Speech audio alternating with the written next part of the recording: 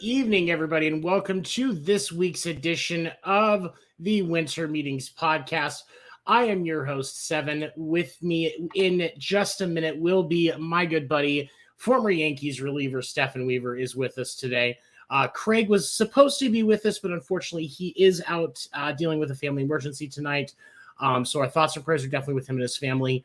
But first, I do want to start this off, as always, by giving a special thank you to our sponsor, gunslingersoap.com. There it is, Gunslinger Soap. We are sponsored by Gunslinger Soaps, handmade soaps and beard products made without all the junk to pamper your skin. You can go to their website, gunslingersoap.com, and sign up to get 15% off of your first order, and always free shipping over $30. That's gunslingersoap.com. Definitely check them out. They are a very big supporter of what we do and what I do, especially. Big thank you to them. Of course, with me, though, is my special guest and friend. Love always getting to have you on, Stefan. How you feeling today, man? Good. Quick correction. I was a starter, not a reliever. Oh, okay. My bad. That's I stand corrected. My bad. Right. I'm sorry. Reliever or starting pitcher for the Yankees, which is something that most people only dream of get to doing. I don't know why anybody would dream of pitching for the Yankees, but hey, well, everybody's got weird dreams. It was kind of forced upon me. That definitely sounds like the Yankees. So as we started up tonight, when we talked last Sunday, we still hadn't quite wrapped up the trade deadline. There were still some big moves to be made across the league. Starting, of course, with what was probably considered one of the biggest trades right before the deadline. The San Diego Padres acquired Juan Soto and Josh Bell from the Washington Nationals. Nationals in return got Luke Voit, C.J. Abrams, Robert Hassel III, who was the number one prospect, James Wood, who was the number 3 prospect, pitcher Mackenzie Gore, and pitcher Jarlin Susana, who is the number 14 prospect. The Padres are obviously working very, very hard to try and stay in wild card contention, because I don't think anybody's going to catch the Dodgers in that division at this point, because they've got, last I saw, it was like a 13 or a 14 game lead. I'll double check that here in just a second. But big move for the Padres.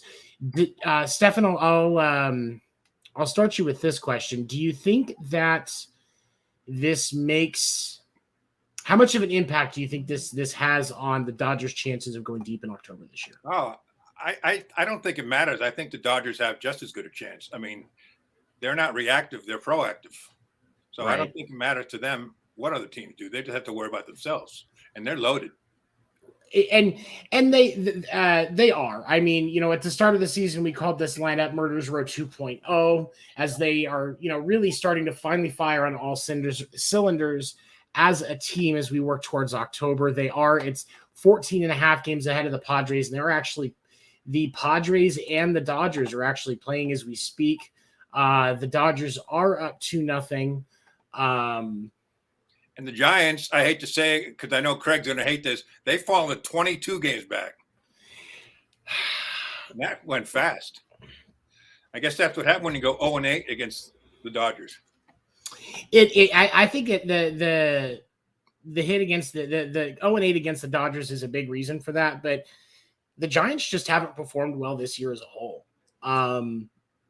We had some optimism for them this year. They had the best record in baseball last year, and 107 wins. And now you look at the Giants, and including, because I'm pretty sure, they played today. They beat the A's 6-4. Including today's game, they're still 2 back from 500 at 53 and 55. Yeah, they might even get 90 wins. I think last year was kind of a fluke. For the Giants, you think last year was a fluke for them? I do. Why do you say that? Well, I mean, everything fit into place. Gosman had a career year, and they traded him. He's gone. A couple guys had career years, but they're not this year. And that's what it takes to win that many games. Is a lot of guys on your team have to have career years, but career years only happen once a career. That's why it's called a career year. And they're not having those years again. I mean, and a lot of the Giants' struggles, I feel like, when you look at when you look at their team and what they've been able to do, I mean, you're 21 and a half games back out of your division. When you look at how they're doing statistically, their best batting average is Thairo Estrada, and he's their shortstop, and he's got a 262. And they didn't make any moves, did they? Nothing of consequence. As I looked through the deals, I don't. I mean, even the Phillies made a bigger splash in the trade in the trade market than the Giants did, because the Phillies got Noah Syndergaard from the Angels, Thor for Mickey Moniak, and outfielder as well, Jadiel Sanchez. Or Jadiel Sanchez. I'm probably saying that name wrong. I apologize.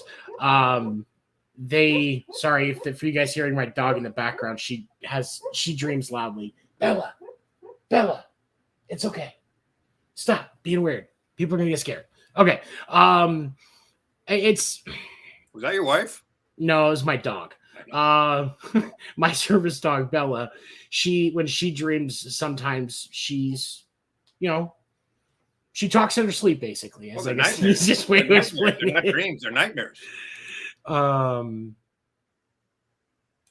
And yeah, actually, Anthony Price, that was going to be one of the things that we talk about today, is the Baltimore Orioles have actually started to push up. They are ahead of Boston. They're actually they're closer to wild card. They're closer to being in the wild card than the Red Sox are right now. The Orioles are 56 and 52 right now, 7-3 in their last 10. And they're 3 games ahead of Boston now, factoring in the fact that Boston lost to Kansas City today. Boston has like 6 teams to go over. There are like 6 teams in front of them. Seattle, which I also think did pretty well at the trade deadline, getting Castillo.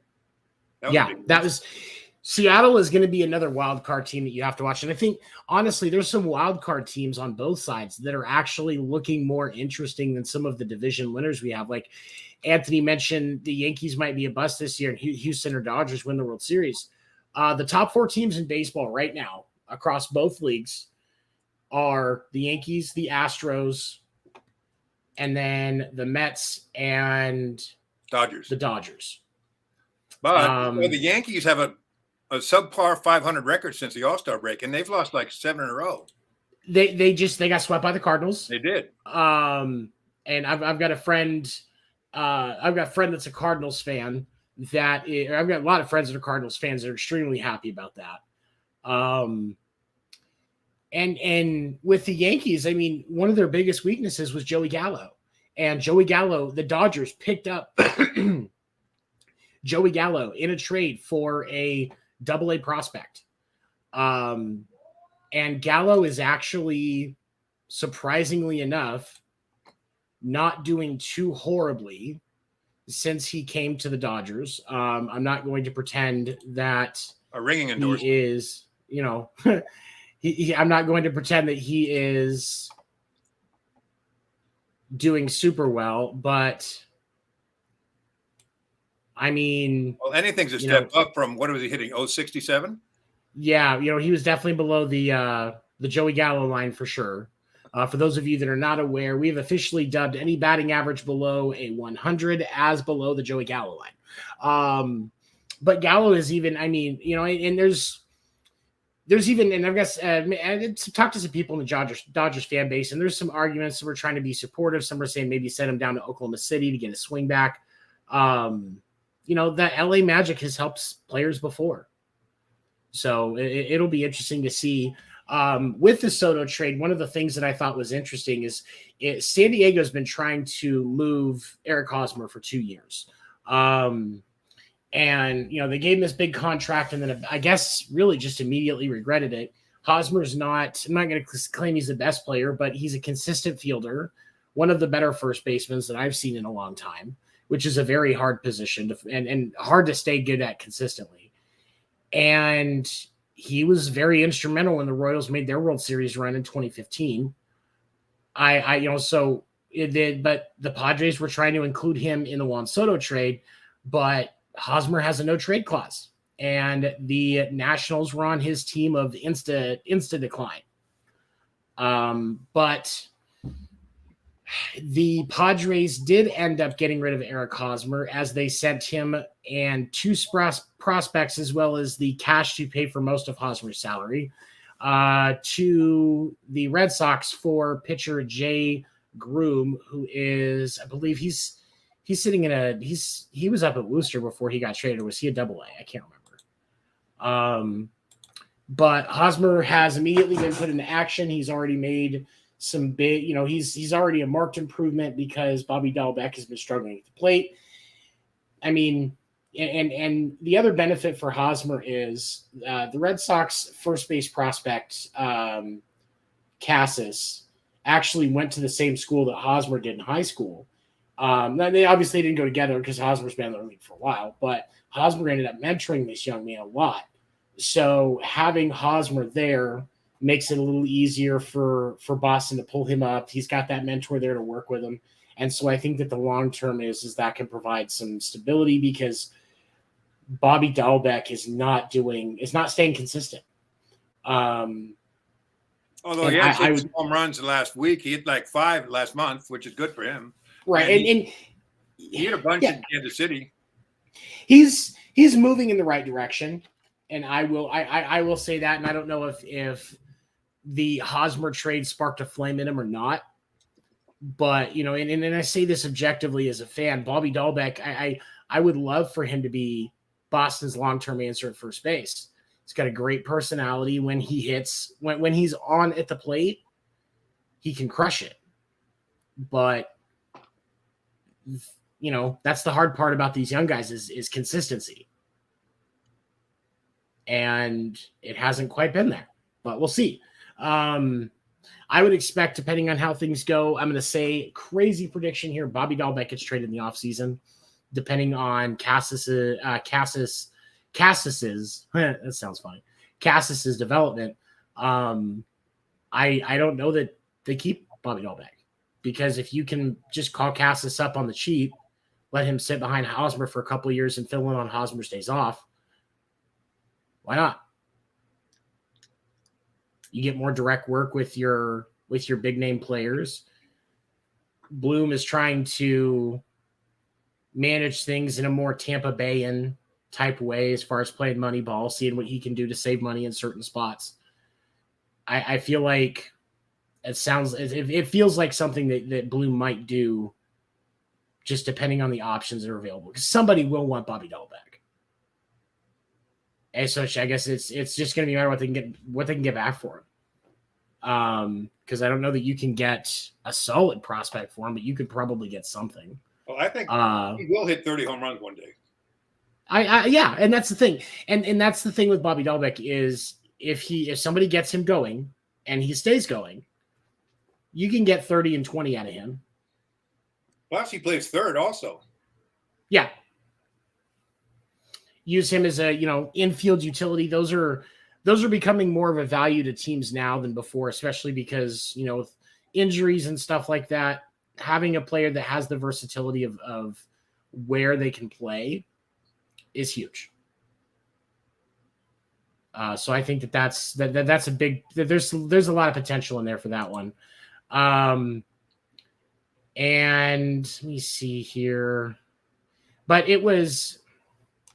I thought it was interesting because with the whole Hosmer kicking things back, I know we were talking in our group chat about that as everything was going down, and I was watching Twitter, and I could already see Padres fans losing their mind because they thought with Hosmer saying no, that it might unwind the entire deal. And I think the Padres, the Padres might, they were wondering the Padres might have back out, but I think they expected it. They were like, they tried to see if he would agree to it, but Hosmer doesn't want to go to Washington. And so they went a different direction without even hesitating, and the deal was still done. Aaron Judge might be gone next year. Giants might throw more money than New York. I think you might be right. I know that Craig would love to read that comment and be very, very happy about it. because I'm sure that he would love to see the Giants have that boost. I read in an their article lineup. yesterday where it says Judge is New York's dream right now, but future nightmare if he goes to the Mets.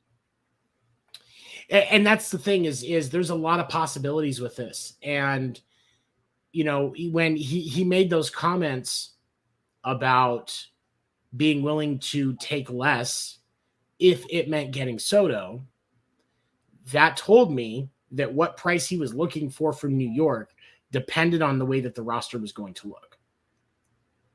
Because ultimately he wants to win championships. And so I think that money is going to play a role in where he signs. But I think ultimately what's going to matter most is if he thinks it's a World Series caliber team. But that's why teams like the Dodgers, the Giants, the Mets, hell, maybe even Boston, will all be in consideration for the simple fact that he wants to win a World Series. And that's the thing, the distance between like the offer that New York made to Aaron Judge was, if I remember correctly, was around $230 million, and he wanted more and he declined it. Well, if you look at the fact that he's having an MVP caliber season, because next week we are going to make early predictions on the yearly awards. And of course, Judge is probably the strongest front runner for AL MVP right now. But Judge is one of these times where a player gambled on themselves and is going to come out ahead. But the question remains, is it going to be in a Yankees jersey? And I don't know. If Steinbrenner was still alive, I wouldn't even think about Judge going anywhere else. But with Cashman and Boone and Hank, I don't know. It's honestly, it's hard for me to say, and I hate to say it like that, but I just can't see. I can't predict what they're going to do anymore. But plus, I think a lot will do depending on how they do this year. Like if they win the World Series this year, he might be more likely to stay, or it might not be because he's already won a ring. But it depends on how many rings he wants. But if they win the World Series this year, that's got to affect his thinking somehow. I think it has an impact on him, and I think that how the Yankees finish the season is also going to impact how the Yankees feel about Judge on the roster. Like, is his presence really making that much of a difference? And one could argue, obviously, it is. I mean, if you look at his stats, clearly he's making a difference. But most baseball teams, just like any other successful business, most baseball teams are looking at least 5 years into the future on what they expect. And with the possible options that you may have in all of those different scenarios that you come up with and have all your analysts take a look at, does Aaron Judge in the center of that mix change the results of the equation enough that it justifies giving him what's probably at this point now going to be north of $300 million to cover the actual market value of his production? Plus, he's 30 now, so I mean, I don't know who's going to sign to a long-term contract. I mean, he's not going to get a 10-year deal. He'll get 7 with I would say he'll get 7 with years 6 and 7 being club options. Front load the crap out of that deal. I mean, I'm talking you're the first. If it's a 7-year deal, the first 2 years of that deal are $75 million apiece. Like, you're front loading the crap out of that. Kind of like what Boston did with JD Martinez when they had re-signed him previously. I have no question in my mind that that's what's going to happen. It is worth noting also, while we're talking big contracts, that initially the conversations around Juan Soto appeared to have been you'd be needing to be willing to sign him to a $540 million 15-year deal. Nothing's been signed yet. So I'm wondering if now that he's not stuck in Washington, and he's on a team that's actually going to make noise if he's not a little bit more willing to quiet down and see what happens. Because there's so many people that don't consider the environment that an organization has for a player has an impact on things. Like, absolutely, it's not hard to figure out that because of everything that's gone on in LA, Shohei is probably not re-signing with the Angels. Like, it's not hard to figure out. It's not that they don't have, it's not that they couldn't put a competitive team together and rebuild around Shohei, because they absolutely could. But with all of the things that have gone on in that clubhouse and all the trouble that they've gotten into behind the scenes, the drug dealing, the clubhouse guys getting caught selling sicky stuff to pitchers around the league. Like, there's so many different things that have gone on in that clubhouse that, a guy like Shohei who prefers to have a clean image, he doesn't want to be associated with that stuff. And so I would not be, if Shohei re-signs with the Angels, regardless of the dollar amount, I will be shocked. But I do think if the Angels are going to have a shot, they're going to have to add a couple of zeros onto that dollar amount, because it's going to be more expensive for them to keep him than I think it would other teams. Plus, I think they're going to need to add some pitchers. He's going to need to see that they're trying to improve. I'm sure he's not happy playing on a second to last place team. And I think that definitely has an impact on it as well. Because, especially when you're a generational talent like that, you want to be able to come away from that career with championships. Like, we can all talk about how good somebody is, but it don't mean a thing if you don't have that ring. Plain and simple. And these guys, they're all about the team, but they're all about the team because they want the team to win a championship, because these guys are building a legacy, while a lot of these kids are just building a career, which is still important. Good point, though. But there's a stark difference between building a legacy and building a career. Definitely. But it'll be interesting to see. I do think the Yankees backslide a little bit. If they don't find their groove, they may not even make the ALCS, which I would find as more motivation for Cashman and Boone to be gone before the start of next season. Yeah, because I think Houston matches up pretty well with them. Houston is going to be the Yankees' kryptonite. The Astros are making a move, and I think that them shoring up some of the bottom end of their lineup. The trade for Christian Vasquez was about his bat, plain and simple. For those of you that don't know, the Houston Astros picked up Christian Vasquez on Monday in a trade with the Boston Red Sox. Also, at the same time, the Boston Red Sox did pick up Reese McGuire from the Chicago White Sox in exchange for Jake Diekman. Pitcher Jake Diekman. Great pitcher, by the way. Chicago's going to love him. And Reese McGuire, he's a better bat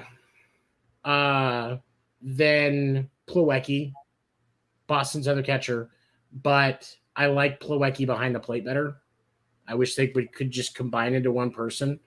Reese McGuire, for those of you that don't know, a couple of years ago was also the MLB player that was caught pleasuring himself in a parking lot in Florida. So he'll fit right in Boston. But I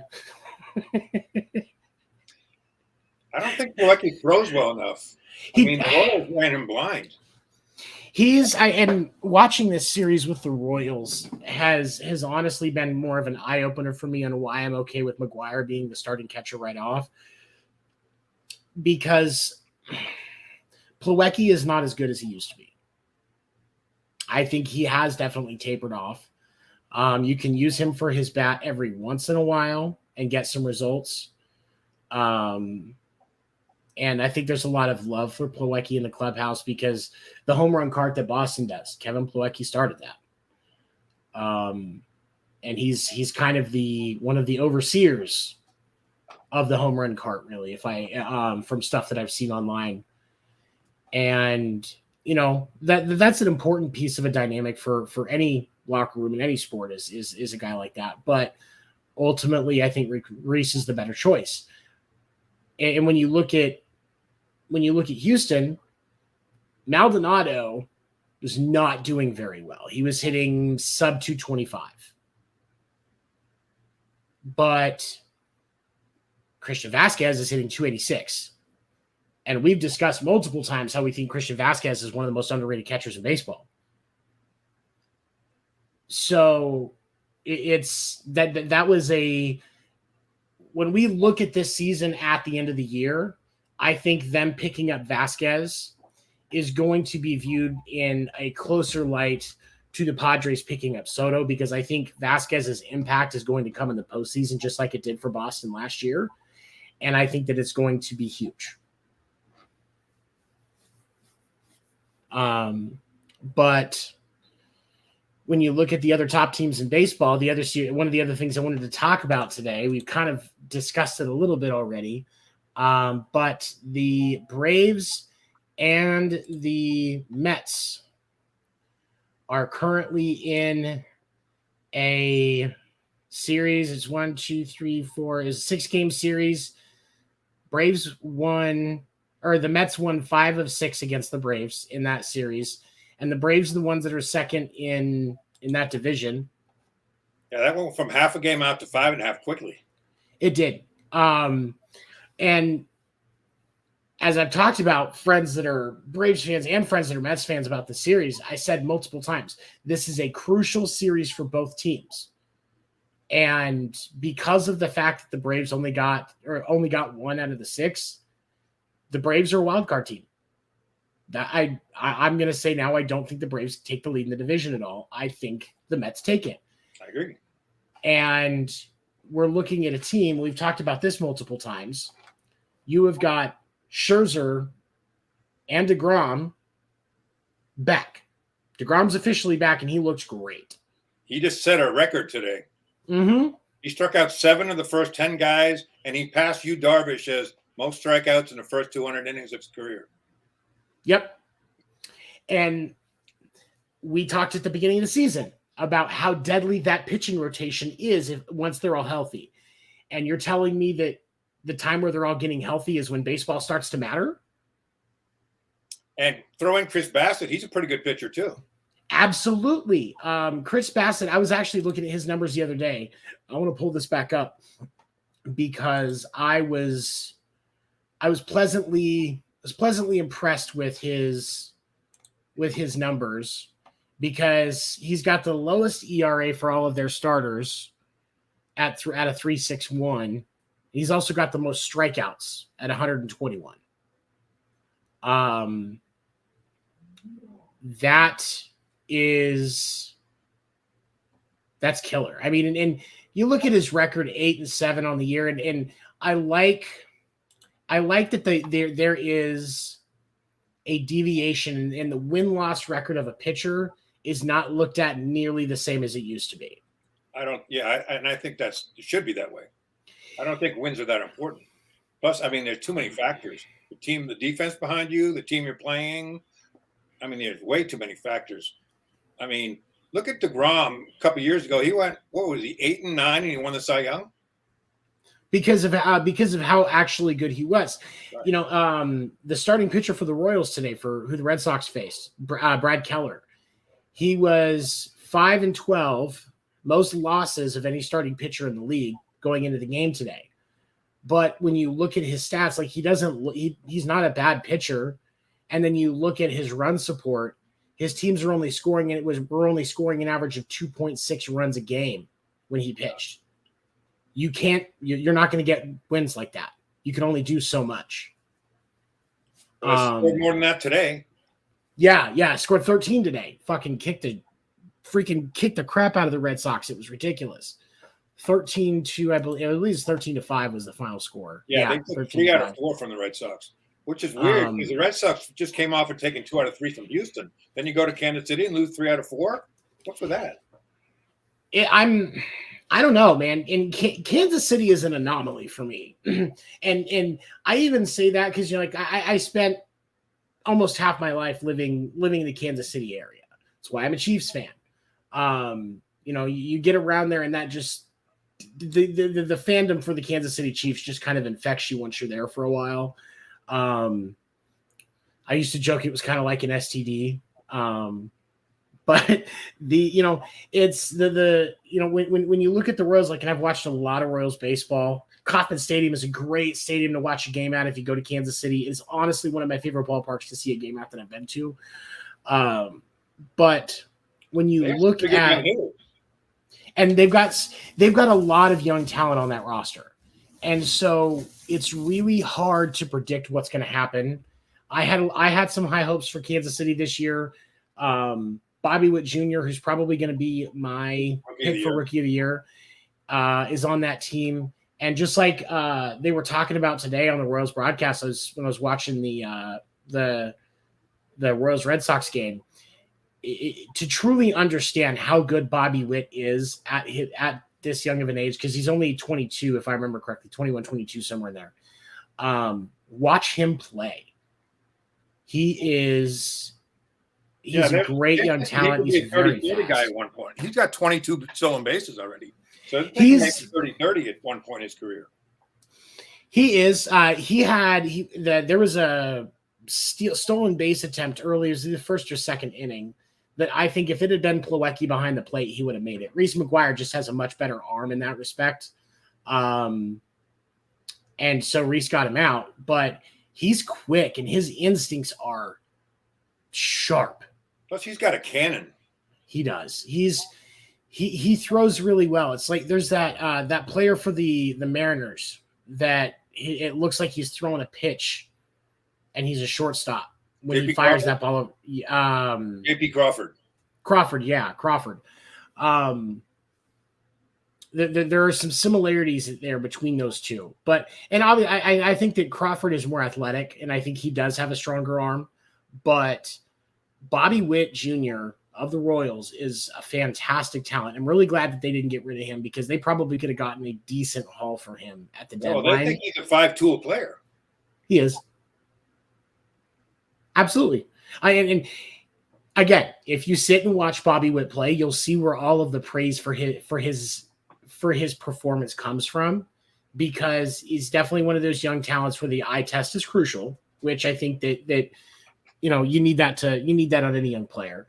But when you watch Bobby Witt play, you watch a young man that is going to be one of the great young talents in baseball. That is one of the great young talents in baseball, is going to be one of the more popular, high-performing players once he fully gets going.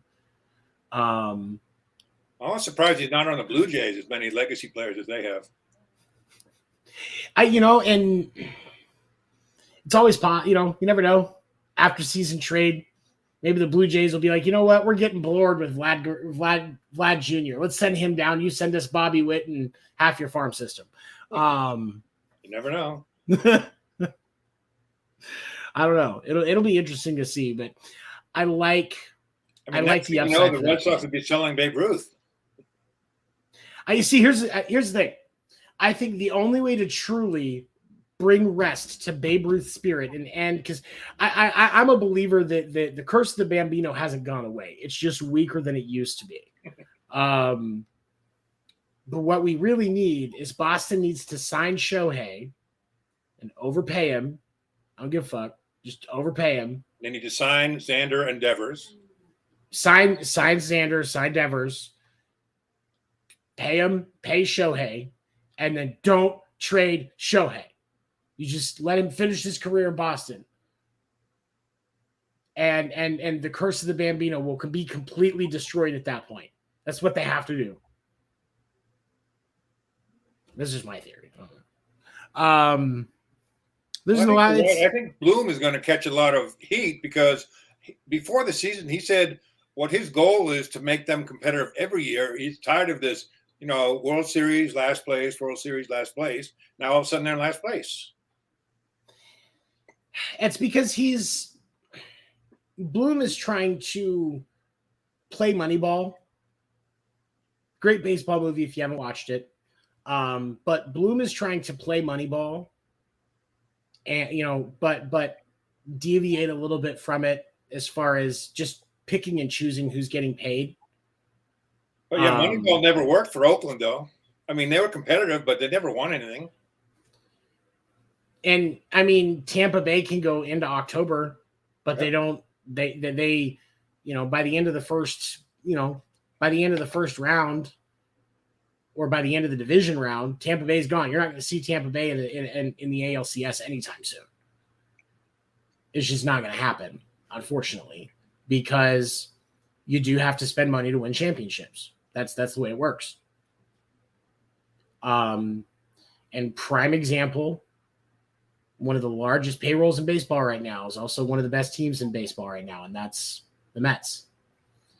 Steve Cohen signed every check in his checkbook, handed it front office, and said, just make it happen. And the Dodgers too, I think. Mm-hmm. It's one of the reasons why the Dodgers didn't make any more aggressive moves at the deadlines. They don't need to. Right. They just need everybody. And I think the Kershaw injury stint, he'll probably spend a few weeks on the IL. He'll come back in time. He'll come back by the middle of September, make sure he's ready to go. Throw a couple shutouts. And then they'll go into October hot. Yep. And, I'm not surprised that his back is hurting, as much as he carries that team when he's on the mound. But I think that when we look at these top four teams in baseball, you've got, like I said, the Dodgers, the Mets, the Yankees, and the Stros. I think we could see a Mets-Astros World Series this year. Mm-hmm. What's up, Will? That's Will Morgan. He hosts the Sports Report with me on Monday nights. He also, when I do live episodes of my podcast, First Generation Dad, he's with us. And he is a great dude. Hey, Will. Always welcome to join us on the show. But yeah, it's the Mets are moving themselves into position. And I think, it's very possible, as far as the National League side is concerned, that we see a Mets Dodgers NLCS. Now, for the ALCS, that's a little harder to predict because of the struggles that the Yankees are having. In fact, they don't match up well with Houston. And the fact they don't match up well with Houston. When we look at the American League wild cards, as far as if the playoffs ended today, your three American wild card teams would be the Jays, the Toronto Blue Jays, Tampa Bay Rays, and the Seattle Mariners.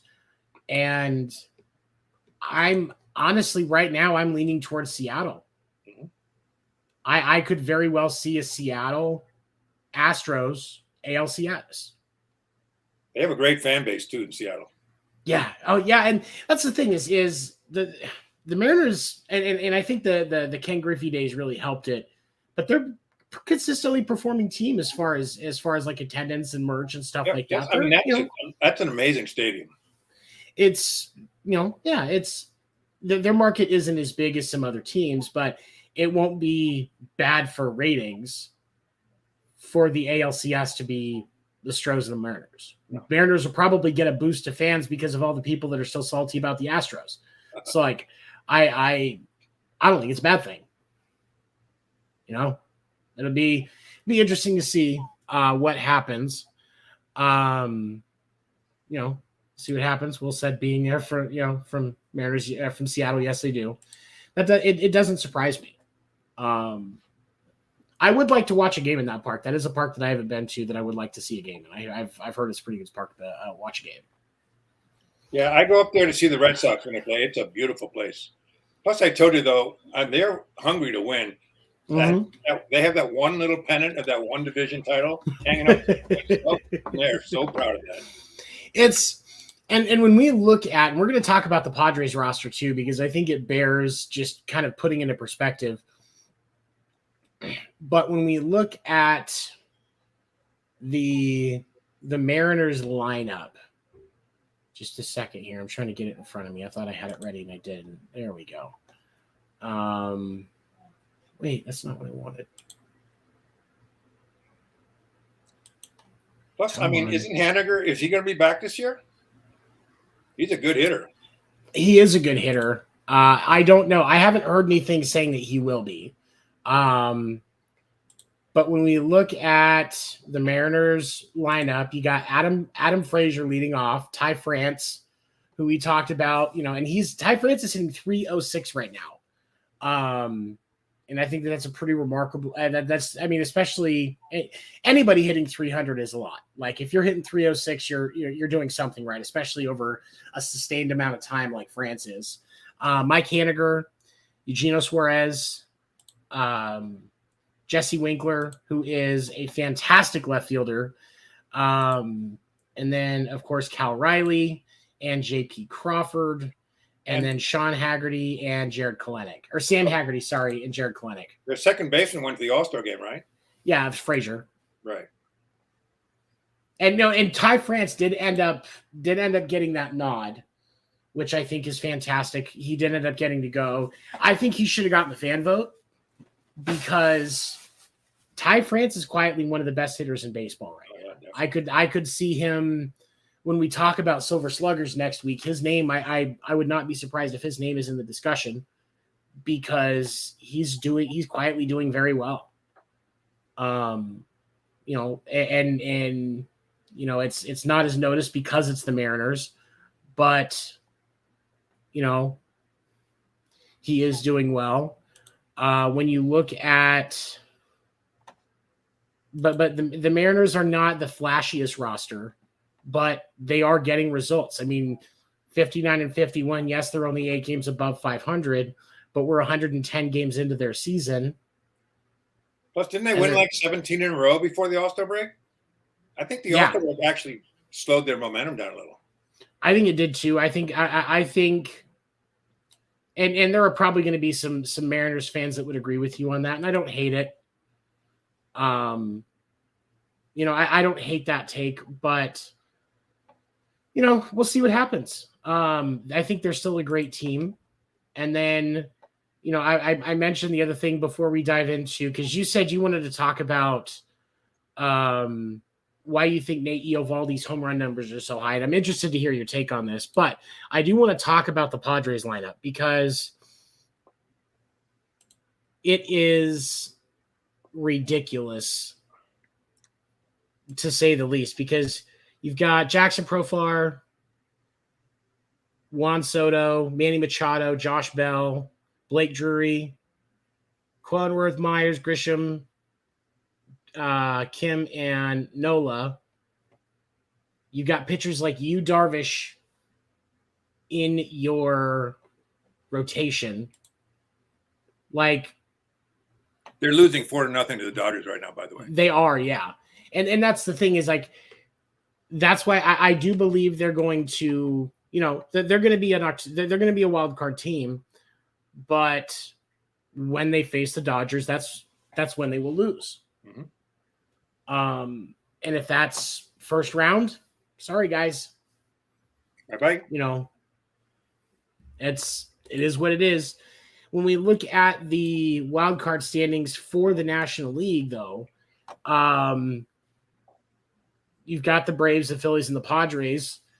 The Braves have a 3-game lead on the Pack, and then the Padres have a 2-game lead on the Brewers, who are the next team that would be the closest team to being in the wild card hunt. But they still have a chance at the division, right? I mean, they're like tied with St. Louis. The Brewers, aren't they? The Brewers,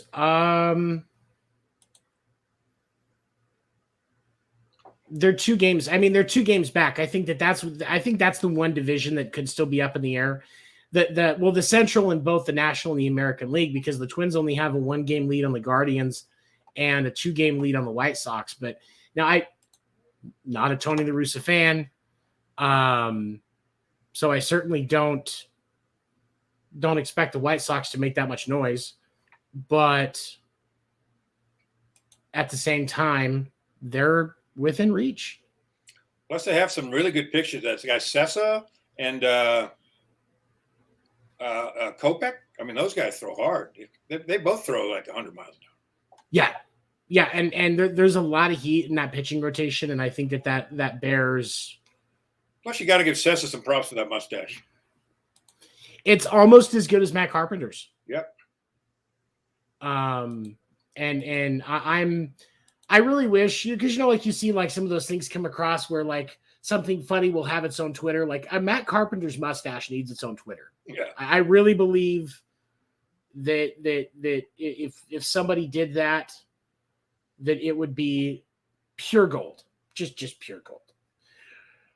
But okay, all right. So next thing here, you wanted to talk about Nate Eovaldi's home run numbers.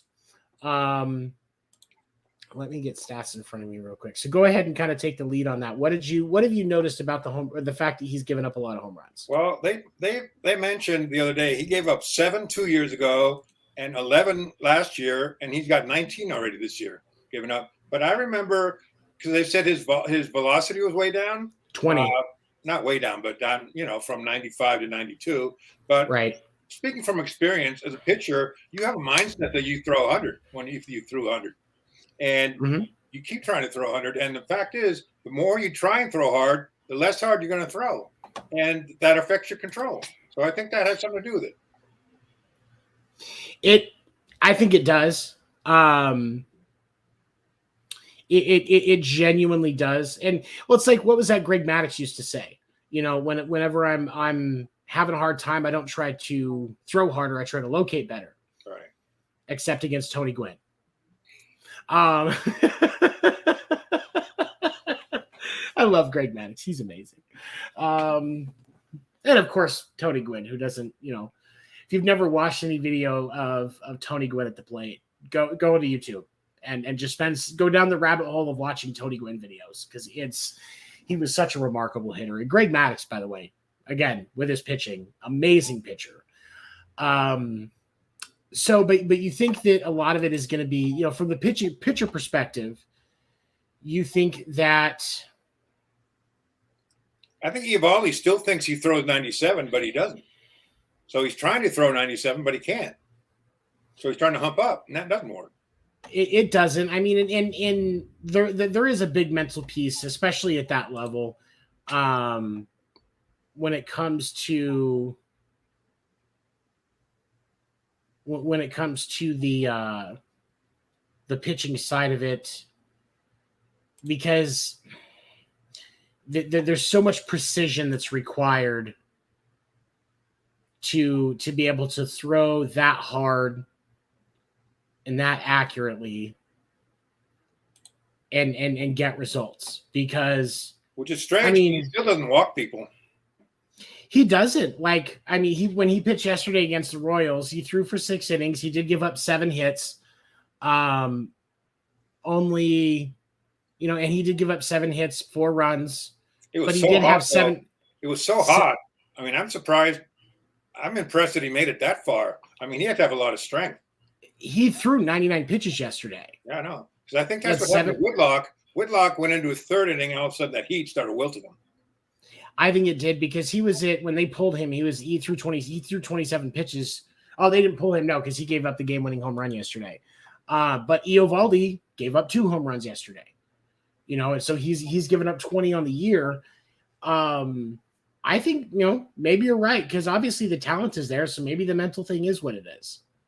So that ball was flying out of there. Everyone. I don't think a lot of people realize how much of a hitter-friendly ballpark it is. Have you ever been to a game at Kauffman Stadium? I have not. I'd love to, though. I think it's gorgeous. It's a beautiful stadium. It really is. And anytime I've gone to a game at Kauffman, when I go to games, I don't like going in upper deck, just because my ADHD asks, the farther away I am from the action, the less I'm going to pay attention to it. So I spend the money and I get lower bowl seats. But you can sit in a lower bowl in Kauffman Stadium for a reasonable price, which I think is good as well. Especially if you don't mind sitting down the left or right field line a little bit, you still have a great view. And the ball will fly out of that park. I mean, Johnny Damon, came to the Red Sox from the Royals. You know, there have been some great players who their hitting career was made by that ballpark. Yeah, especially when it gets that hot, the ball just flies. It's in the humidity there is so difficult to navigate, and a lot of that comes from the fact that the Missouri River is right there. You're less, yes, you're only a few miles from the Missouri River when you're at that stadium. And yeah, it's a river, but that river is big enough and strong enough that it has an impact on weather when it comes through, when that jet stream is going from west to east. And it can be brutal. I've gone to a few games in the heat out there, and that first couple of games of Kansas City Chiefs season, when football starts up and the heat hasn't died down yet, you go out to tailgate, because you go to a Chiefs game at Arrowhead, you have to tailgate. That's part of the experience. Like you have to tailgate. Just imagine when they had AstroTurf. I mean, like 15 degrees. I've heard of outfielders standing in 100-degree weather on AstroTurf, burning the bottom of their shoes. Yeah, it literally burns through it. And what's so weird is AstroTurf is so popular down here in Arizona. A lot of people are, instead of getting grass in their yards, that's because you don't have to water. They're pulling up the grass, and they're getting AstroTurf because you don't have to water it. Right. I understand water conservation in the desert is important. I respect that wholeheartedly. But I don't have grass just to look at. And AstroTurf looks bad anyway in a yard. Like it just looks fake. Plus, you can't cut those nice little logos in the grass, in the AstroTurf. Exactly. Like, you can't cut logos. You don't, for us guys, when we see those lines with the perfect striping, those beautiful lines right down, like, that gives us a sense of fulfillment. Yes. Whether we did the mowing or not, just seeing it, like, it just gives us energy. It's part of the dad's life source, if you will, to see a beautifully manicured lawn. And to see that get ripped away from us with this fake ass grass is ridiculous. But also, like, and there are some benefits to turf, because, like, you can be faster running on turf. So, like, those fielders, they can cover more ground. But at the same time, there is no give. So when you land on it, it hurts. Plus, I mean, the ball can shoot through a lot quicker. And you got to be careful as an outfielder of those little fly balls that fall in front of you and they bounce over your head. Yeah, because it's a much harder surface. That's embarrassing. It is. And that's I'm not a fan of AstroTurf on sports fields. Or, like, okay, arena football, indoor arena football with the AstroTurf. I used to have season tickets. I will watch that, but that's different. It's designed for that. It's the 50-yard indoor war. It was designed on AstroTurf. They use special cleats. It's the game is different. So that I'm okay with. But, like, just like football, like, there's a lot of conversations that Odell Beckham Jr., when he tore his MCL,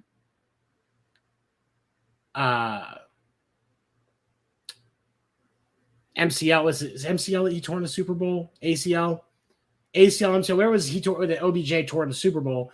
They said that the turf had an impact on it. I bet. And it wouldn't surprise me. I don't, for those games like that are in that fashion, I don't like it. But each stick, they don't turn. It doesn't, and that's the thing, is there's no give.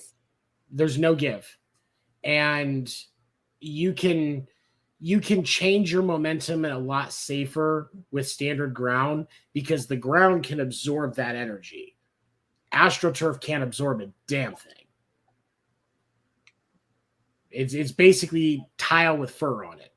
I mean, they said when they had AstroTurf at the old Veteran Stadium, they said it was like cement. Mm-hmm. It is.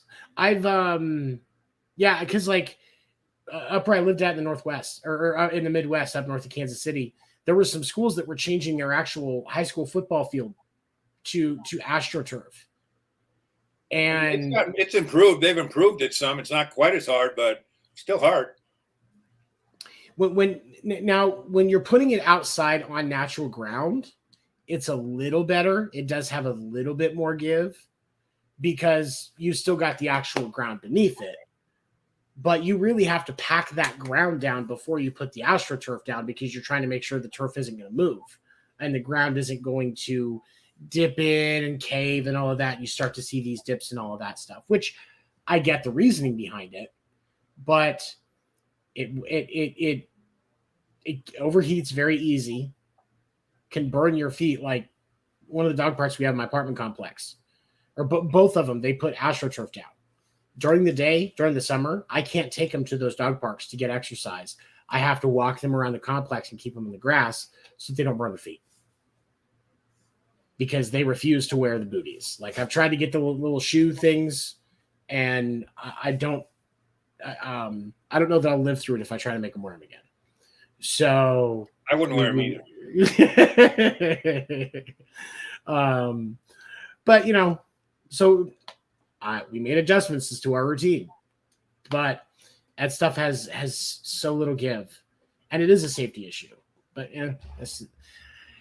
okay, well, Craig was going to talk about the Honus Wagner card tonight, but it looks like, but unfortunately, because of the fact that he's taking care of his dad, we are not going to get that information next week. So we will table that part for next week.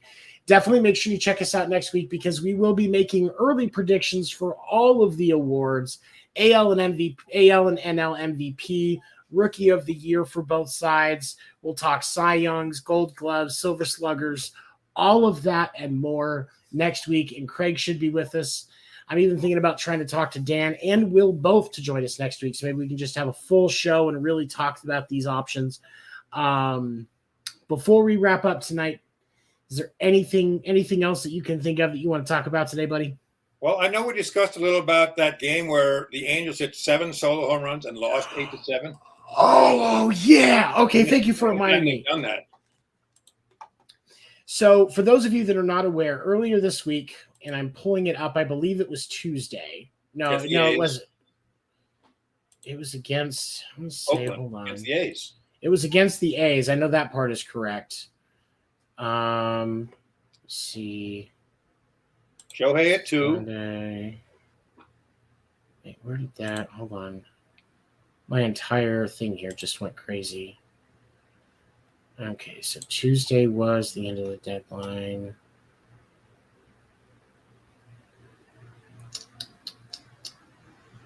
What day was that game? Nope, it wasn't that one. So it had to have been, was it Wednesday? Because I know the score of the game was 8-7. Oakland was 8-7. Yep. Okay, so it was Thursday. Excuse me. Thursday, the Angels the Angels were facing the A's at home, and we saw a remarkable performance as the Angels had 7 home runs. Suzuki hit one in the 3rd. Ward hit one in the 3rd. Walsh hit one in the 6th. Moniak hit one in the 9th inning off of Jackson, and that was actually his first home run of the season. Ohtani had 2, one in the 1st inning and one in the 7th inning. And then Adele had one in the 4th inning. Yet the Angels still lost 8-7. The Angels are now 44-61 on the season. There's not really a way that they can recover from their results.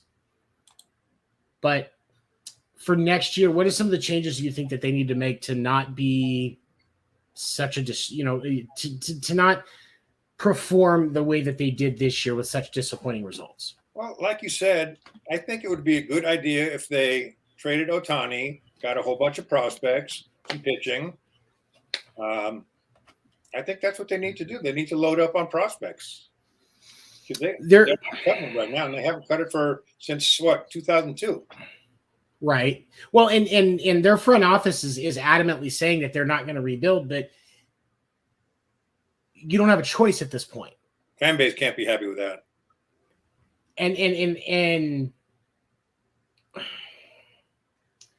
as much as there was a lot of positive outlook on the Angels before the start of the season. You've got two generational talents on that roster in Mike Trout and Shohei Ohtani. You should not be bottom of the barrel, second to last in your division, with that kind of talent on your roster. Consistently, like 10 years in a row. Exactly. And that's why I don't think Shohei's going to re-sign with him. And that's why I think that I had originally predicted that we weren't going to see Soto or Shohei traded during the season because it was going to be a lot easier to get comparable offers from teams in the offseason when they could back build without it impacting on-field product.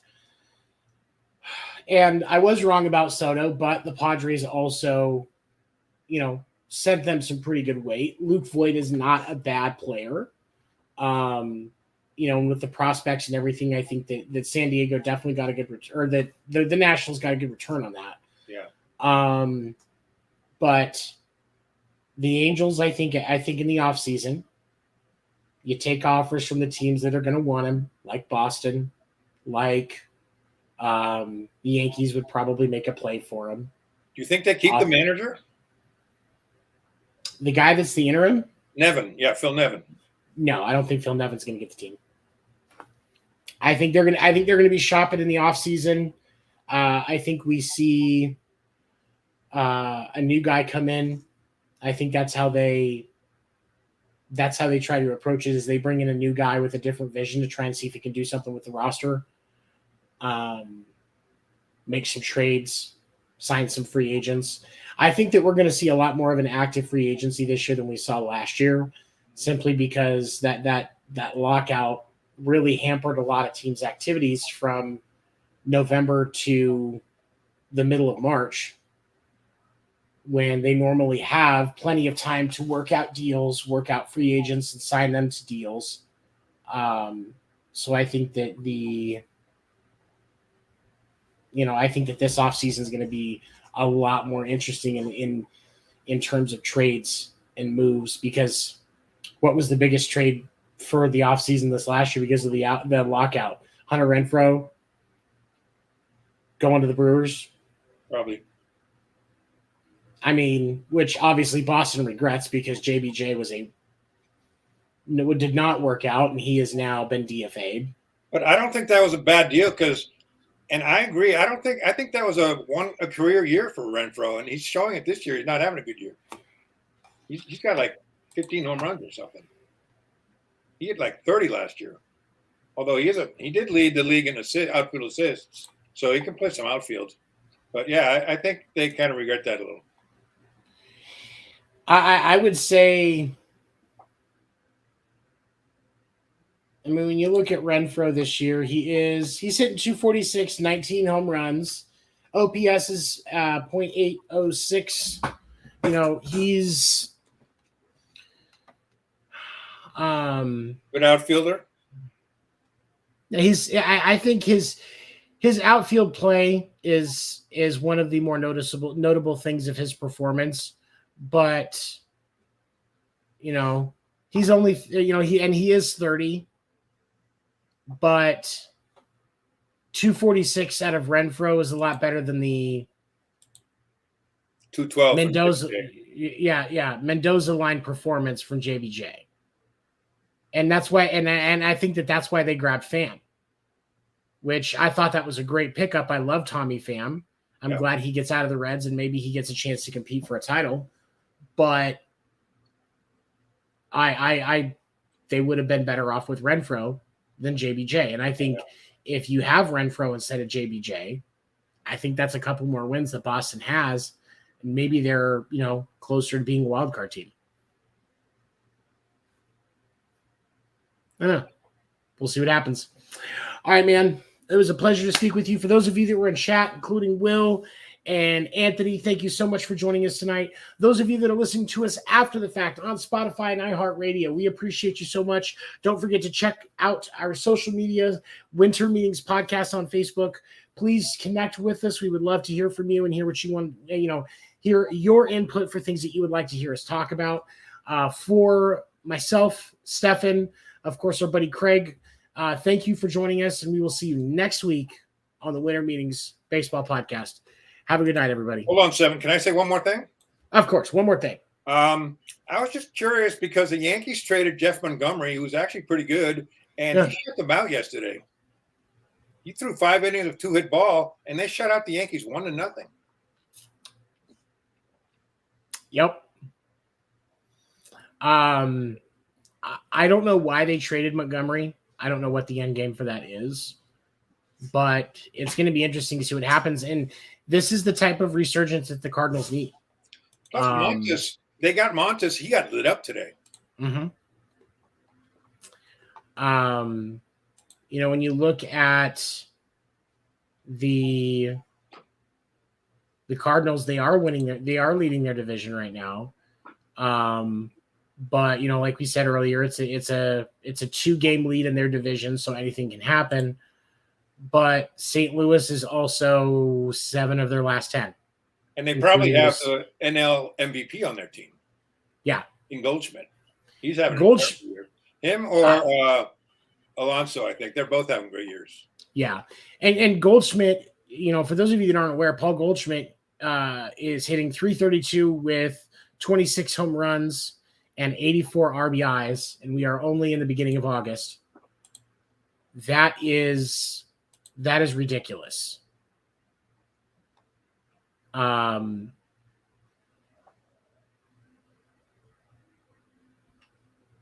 it's the Cardinals are going to be, and that's the thing, is that's why I think the Cardinals are, I have them penciled in for their division. Of course, the Dodgers and the Mets I have written in pen, but you pretty much pencil in the Cardinals every year. But that's the thing but that's also the hard part about the Cardinals is you can see them in October, but how often do they actually do anything with it? Because since Tony La Russa left, ironically enough, they just haven't. Well, they got swept by the Red Sox in 2013, didn't they, in the World Series? Yep.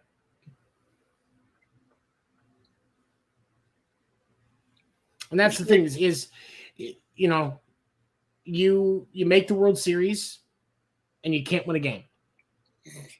ALC or NLCS lose 4-2. There's so many times where they've just been right there and they couldn't close.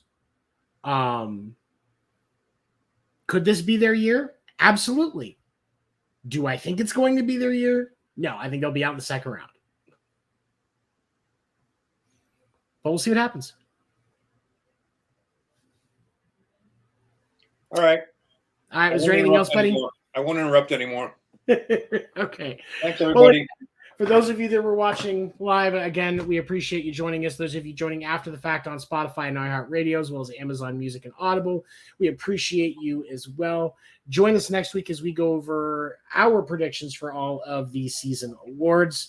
And we will see you next week right here on the Winter Meetings Podcast. Have a good night, everybody. Take care. Good job, Tony.